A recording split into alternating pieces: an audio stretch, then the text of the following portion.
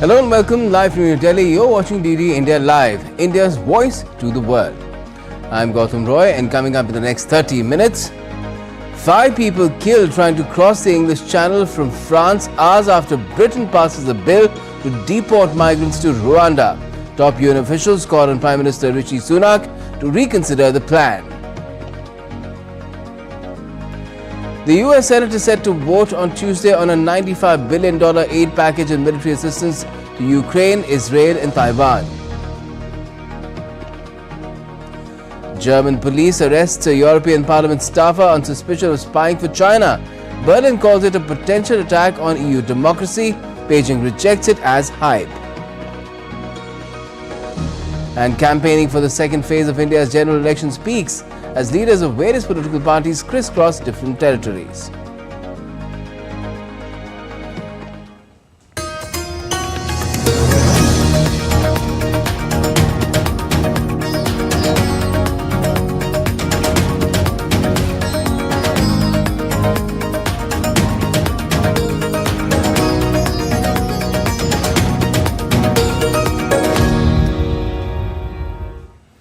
First up, British Prime Minister Rishi Sunak has promised to start sending asylum seekers to Rwanda from July as the UK Parliament passed the Rwanda Asylum Bill on Monday night.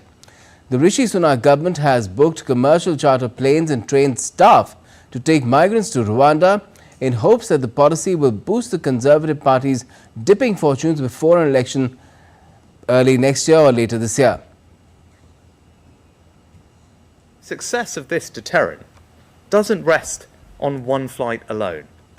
It rests on the relentless, continual process of successfully and permanently removing people to Rwanda with a regular rhythm of multiple flights every month over the summer and beyond until the boats are stopped.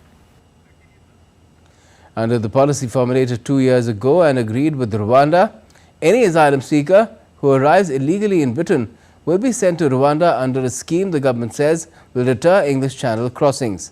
The legislation is expected to receive the royal assent from King Charles later this week and will then become law. DD India's Julia Chapman sent us this report from London.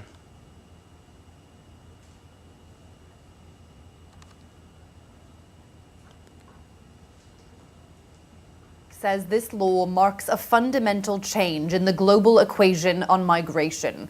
It was passed by lawmakers after a long process of so-called ping-pong, where legislation goes back and forth between the lower and upper houses of Parliament. The House of Lords, the upper chamber, had tried to make amendments to the bill, which were all ultimately struck down by the House of Commons. The law will allow the government to deport anyone who arrives in the UK illegally, often on small boats across the English Channel. They would be sent to Rwanda for processing and would have no legal right to return to the UK. Critics have called the policy cruel and a potential breach of international law. In its original form, it was deemed unlawful by the UK Supreme Court, which ruled that the risk was too high that Rwanda could send migrants back to their countries of origin or other unsafe places. The new legislation seeks to circumvent those concerns by designating Rwanda a safe country and compelling courts to disregard rules that could block deportations. A treaty has also been signed with Rwanda, which the government says will prevent onward deportations. The opposition Labour Party has vowed to repeal the law if it takes power at the upcoming general election, which it is expected to do. It's called the plan an extortionately expensive gimmick. That's a reference to the cost of flying asylum seekers to Rwanda and the payments being made to the country in exchange for taking in migrants.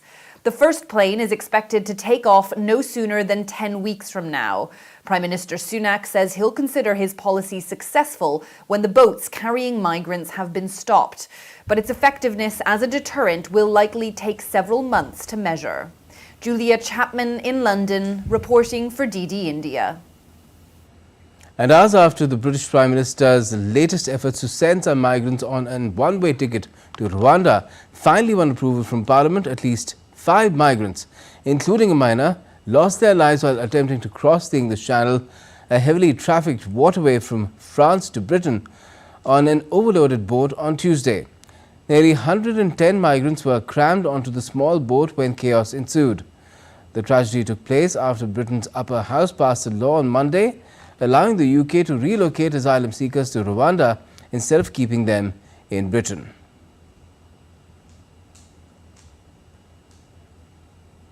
And British Foreign Secretary David Cameron completed his two-day trip to Kyrgyzstan on Tuesday as part of his five-day tour of the Central Asian region.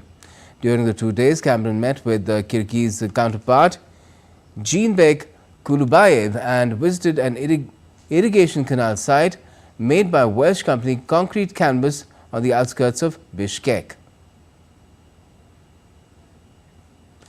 The US Senate is set to vote on Tuesday for a massive $95 billion aid package in military assistance to Ukraine, Israel and Taiwan. The much-awaited bill passed by the US House of Representatives on the 20th of this month allocates around $61 billion to Ukraine, $26 billion to Israel and $8 billion to the Asia-Pacific, including Taiwan. After it passes through the Senate, the bill will land on President Joe Biden's desk for his John Hancock. Meanwhile, a delegation of US representatives visited Kyiv on Monday to promote and support Ukraine. The visit comes following the passage of a $95 billion legislative package providing security assistance to Ukraine, Israel and Taiwan. Both Republican and Democratic representatives spoke to the media and paid their respects at the memory wall of fallen defenders of Ukraine after meeting President As we discussed with the Zelensky. President, U.S. assistance in Ukraine is in good hands. I am confident that with the stringent oversight and accountability measures in place to ensure that our aid is not subject to fraud, corruption, or diversion. And once on the battlefield, we know that U.S. provided weapons will be put to good use. Bipartisan spirit we have here is an indication we can get the job done. But I always have felt that the support for Ukraine was there, it was strong. It was really just working its way through a Congress that is having difficulty even sometimes getting its own budget on time. And on his part, Volodymyr Zelensky thanked US President Joe Biden for his support and leadership in a telephonic conversation on Monday. Biden told his Ukrainian counterpart that the United States will provide significant new security assistance to meet Ukraine's needs as soon as the Senate passes an aid bill and he signs it into law. During the conversation, Zelensky also told Biden about Russian air terror through thousands of missiles, drones and bombs, and noted a strike on a television tower in Ukraine's second largest city of Kharkiv, which occurred minutes before their conversation. And further, in another telephonic conversation, Ukrainian President Volodymyr Zelensky also thanked UK Prime Minister Rishi Sunak for the largest ever defense support package for Ukraine. The call took place ahead of Sunak's visit to Poland, where he is set to unveil the $617 million package. The UK has also vowed to send its largest ever single package of equipment, including over 1,600 missiles to Ukraine. The military aid comes days after the US House of Representatives approved a $61 billion package for the conflict-hit country. Russian forces have claimed control over yet another part of Ukraine, that is the Novomykhailovka region. This is Moscow's second territorial claim in 2 days. Ukraine has, however, contested Russia's claim, insisting that Kyiv very much held the settlement and was engaged in ongoing efforts to retain it. Russia had previously claimed to have captured Bohdanivka village, northeast of Chasiv Yar, on Sunday.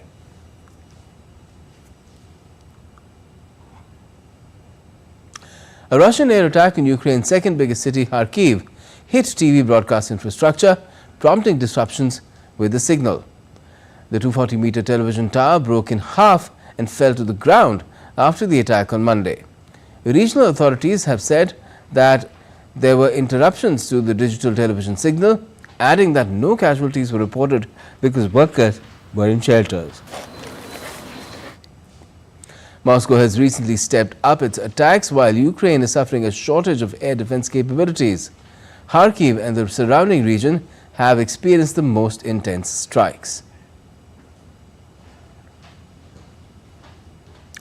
The first criminal hush money trial of former American President Donald Trump began on Monday. The prosecutors plan to prove that Trump falsified business records, allegedly as part of a scheme to suppress negative stories about him during the 2016 presidential campaign. On Tuesday, the judge is set to review prosecutors' request to fine Trump for breaching a gag order that prevents him from talking publicly about certain people involved in the case. While a guilty verdict wouldn't prevent Trump from assuming office, it could negatively impact his candidacy. And DD India's William Denslow has more details on this case that is going on in New York. Entering the courthouse on Monday, Donald Trump once again railed against this case and this trial that he faces. He has described it as election interference, all in an effort to hurt his chances of regaining the White House come November. Monday saw opening statements in this trial. We heard from prosecutor Matthew Colangelo, who alleges that Donald Trump committed election fraud, pure and simple. The prosecution had painted a narrative that Donald Trump sought to dampen potentially politically damaging stories for making it public in the lead up to the 2016 election. The prosecution alleged that a reason why he used a fixer to pay the porn star Stormy Daniels $130,000 as a hush money payment was to make it as hard as possible for that payment to be traced. We heard from Todd Blanche, the defense lawyer representing Donald Trump, during opening statements that said that the prosecution laid out a neat narrative. However, he said it simply wasn't true.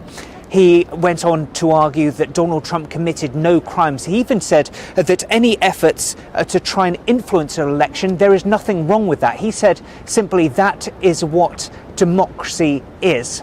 We've also had the first witness take the stand during this trial. That is David Pecker, who owned the firm that controls the National Enquirer. That's a media organisation accused of catching and killing potentially politically harmful stories about Donald Trump in the lead up to the 2016 elections. He's expected back on the witness stand Tuesday.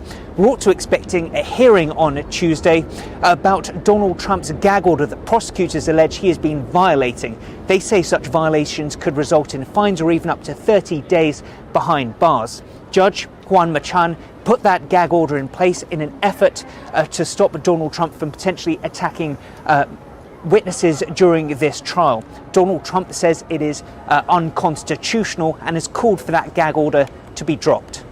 William Denslow in New York reporting for DD India. The United States has accused the Hamas of changing its demands in the ceasefire and hostage release negotiations with Israel amid escalating tensions between Iran and Israel. U.S. State Department spokesperson Matthew Miller said that the Hamas is more interested in a full-scale regional war than a peace agreement. The talks are being mediated by Qatar and Egypt. Over 250 people were taken hostage when Hamas attacked Israel on the 7th of October last year. Nearly 130 of them still remain in captivity in Gaza. That's the reason the secretary made the comments he did on Friday when he spoke to this at the meeting of the G7 foreign ministers is what you have seen over the past few weeks is Hamas move the goalposts. There are demands that they have made. Israel has moved some way to meeting those demands, and Hamas has then changed their demands. And so it certainly does seem like Hamas is more interested in a full-scale regional war. Germany has arrested a European Parliament staffer on suspicion of spying for China.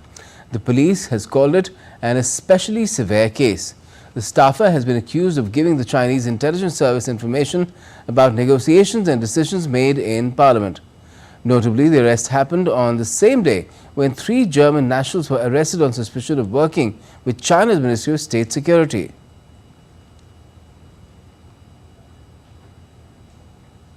North Korea has conducted its first drill simulating a nuclear counterattack under its nuclear trigger management system in an exercise guided by its leader Kim Jong-un. The country fired several short-range ballistic missiles towards the sea off its eastern coast. Kim oversaw the drills involving troops in nuclear counterattack positions and firing artillery with mock nuclear warheads. And still to come in this edition of DD India Live. Campaigning crescendo rises for the second phase of parliamentary elections in India. And India's army chief strongly advocates for self-reliance in the defense sector. Also, India's aviation regulator DGCA asks airlines to allot seats to children with their parents or guardians.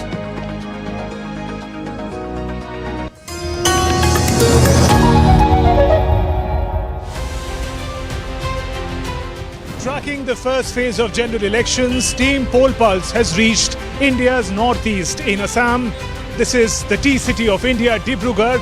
আমার বগানৰ ৰাস্তাও মানে বেয়া আছে কেতিয়াবা ৰাতি ওলাই আহিলে আমি বগান দিয়ে They are not getting jobs in the local area like in Dibrugarh or nearby districts and all. Home to the finest tea, the state is set for a cracker of a contest. This is 2024. Can the Congress and allies offer a fight back, or will the Modi juggernaut be unstoppable? Watch Poll Pulse on DD India.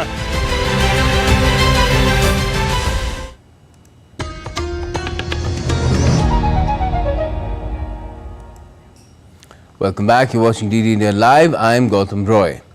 Let's now get you the latest on the world's largest democratic election that's taking place in India.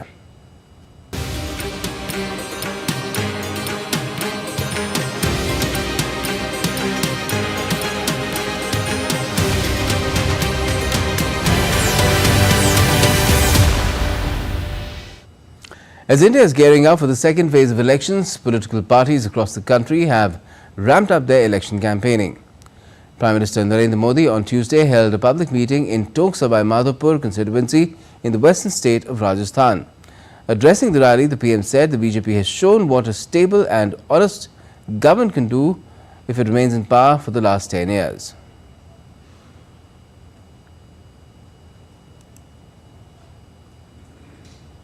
साथियों, एक स्थिर और ईमानदार सरकार देश के विकास के लिए क्या कुछ कर सकती है, ये पिछले 10 वर्षों में सबने देखा है। भारत आज दुनिया की सबसे तेजी से बढ़ती हुई बड़ी अर्थव्यवस्था है। Prime Minister Modi will also hold public meetings in Chhattisgarh, Janjgir and Mahasamund city later in the day.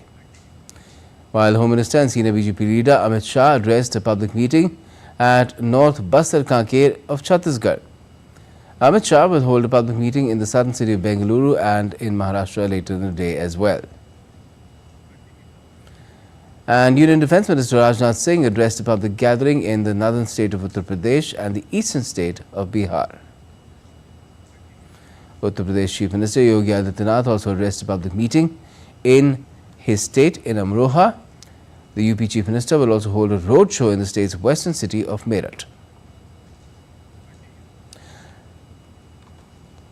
BJP Chief JP Nadda also addressed a rally in Madhya Pradesh. And Congress leader Priyanka Gandhi Vadra will hold a public meeting in southwestern state of Karnataka.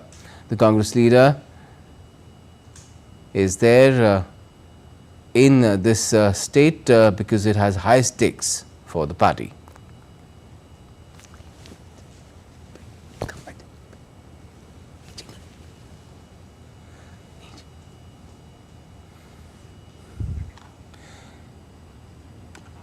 Congress leader Sachin Pilot will also hold an election rally in the southern state of Kerala's Alappuzha city. He will be participating in the rally in support of AICC General Secretary K.C. Venugopal, who is contesting the Lok Sabha polls.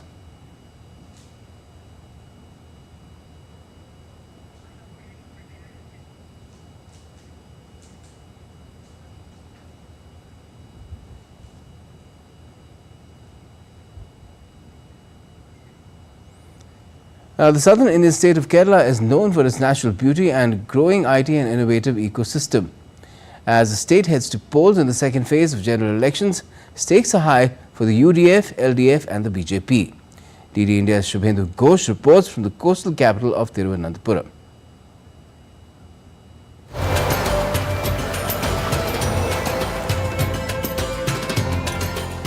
Majestic sea waves, pristine sand and some fresh coconut water to sip. What better way to experience God's own country, Kerala, while the state is always bustling with tourists? It is now buzzing with election fervor. This is the renowned Kovalam beach. Welcome to Thiruvananthapuram. Kerala is a prominent tourist destination in India. As the state gears up to vote in the general elections, potential of tourism sector is also in focus. My whole family is dependent on this work. I hope after the elections the government can help me set up a proper shop. It will help increase my earnings.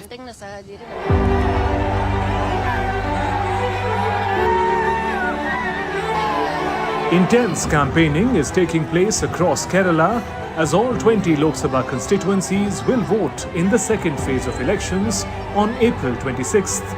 Congress-led UDF, BJP and alliance of left-wing parties, LDF, are in the fray. The elections in Thiruvananthapuram is proving to be one of the most keenly watched contests in the Lok Sabha elections. On the one hand is three-time Congress MP Shashi Tharoor. Challenging him is Union Minister and BJP leader Rajiv Chandrasekhar.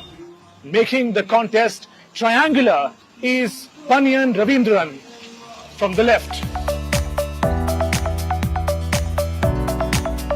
Driving through the city, we reach the iconic Techno Park.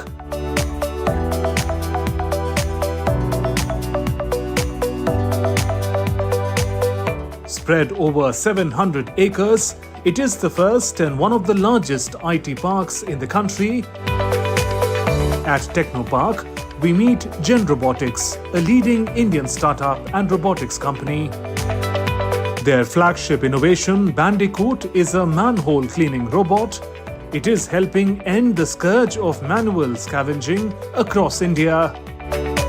Kerala is becoming a hub of innovations. We are seeing the general election 2024, not only as a testament to the biggest or the world's largest democracy, but also we are seeing a road opening to the growth, especially on the economy side and especially onto the side of technology, innovation, startups.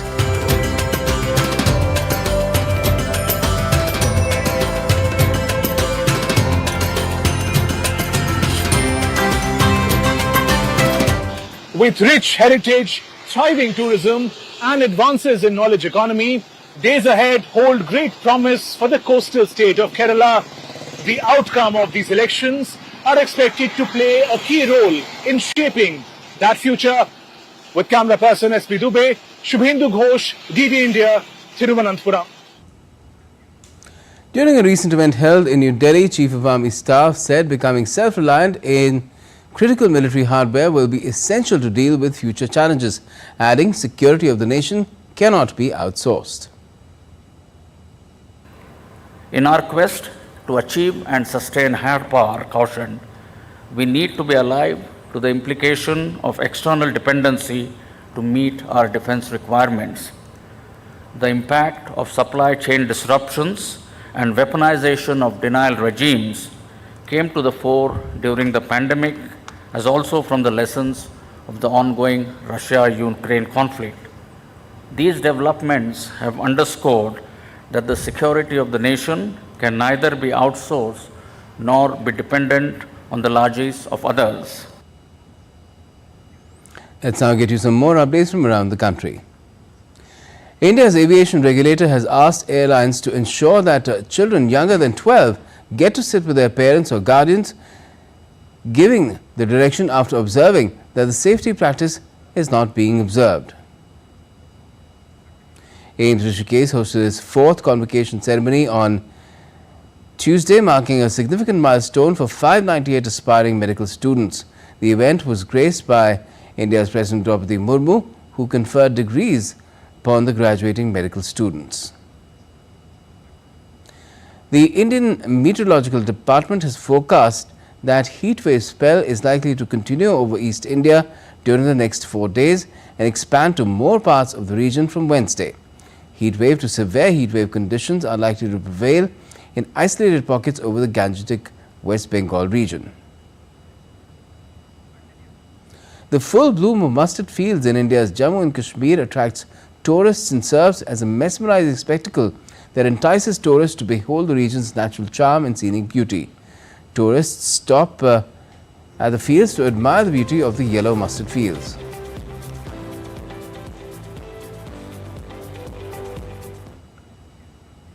Devotees in India's southern Tamil Nadu state took part in a vibrant procession to celebrate the traditional festival of Chittirai on Tuesday. Thousands of devotees were seen pulling a decorated chariot and showering the idol of the Hindu god Kalagar with water as a ritual to thank him for fulfilling their vows. This procession takes place after the celestial wedding of the Hindu god Shiva, known as Sundareswara, in southern India to his consort goddess Parvati, known as Meenakshi. The wedding is often enacted by devotees at the Meenakshi temple as part of the celebrations. After the celestial wedding of the couple, Lord Kanagar is believed to have started his journey from the Alagar hills to enter the Vaigai river.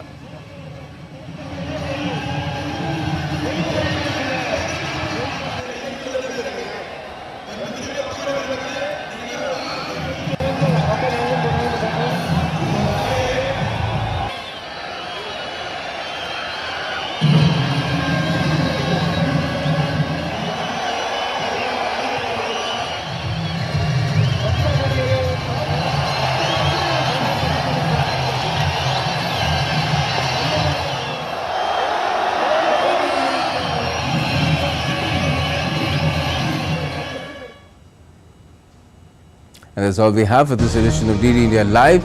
But let us know your thoughts on the news of the day.